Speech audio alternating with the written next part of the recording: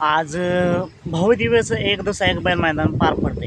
ठिकाण असणार आहे चोराडे, तालुका खटाव, जिल्हा सातारा या ठिकाणी.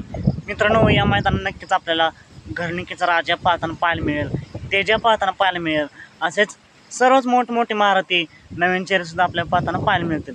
पण मित्रांनो, विठ्ठलनाथांचा तेजा तर सज्ज झाला आहे असं अपडेट आहे. बघूया नक्की कोणासोबत पळतोय. त्याचबरोबर मित्रांनो, बैलगाडी क्षेत्रातील देव दशमिंद केसरी बाकासूर हा पाहताना दिसेल का?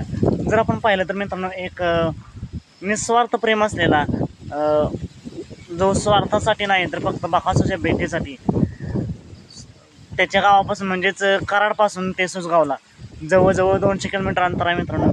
एवढं अंतर तो बिना चपलीचा आज चालत निघाला आहे आणि तो आज 2 ते 3 वाजेपर्यंत पोहोचेल तिथं, अशी अपडेट दिली आमिर डांगे यांनी. मित्रांनो बघूया मग, बाकासूरच्या भेटीला आमिर डांगे आलेत, आमिर भाऊ आले तर मग बाकासूर पाहताना दिसेल का? अपडेट आहे मित्रांनो की बाकासूर या चोराडे मैदानात पाहताना दिसेल. बघूया मित्रांनो, जर पाहिलाच तर पायरा कोण असेल. तर मित्रांनो सांगण्यात येते की बाकासूरसोबत आपल्याला बैजा किंवा वादळ या दोन्हीपैकी एक पाहताना दिसेल. पण एकच प्रश्न मित्रांनो, जर आमिर डांगे भेटीला आलेत तर बाकासूर पाहताना दिसेल का? बघूया. या मैदानासाठी बाकासूरला मनापासून खूप खूप शुभेच्छा. बरेच दिवस झाले बाकासूरला गुलाल नाही मित्रांनो. एकच अपेक्षा, एकच इच्छा की आज तरी गुलाल भेटावा. पण पुन्हा एकदा एकच प्रश्न होतो, बाकासूर या मैदानात पळेल का?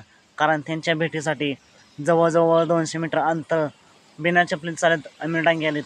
बघूया, सर्वच प्रश्नांची उत्तर मिळतील आज.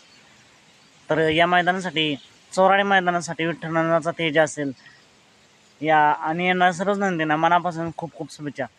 चला तर मग भेटूया पुन्हा एकदा एका नवीन अपडेट्स भन्नाट अशा नवीन व्हिडिओमध्ये.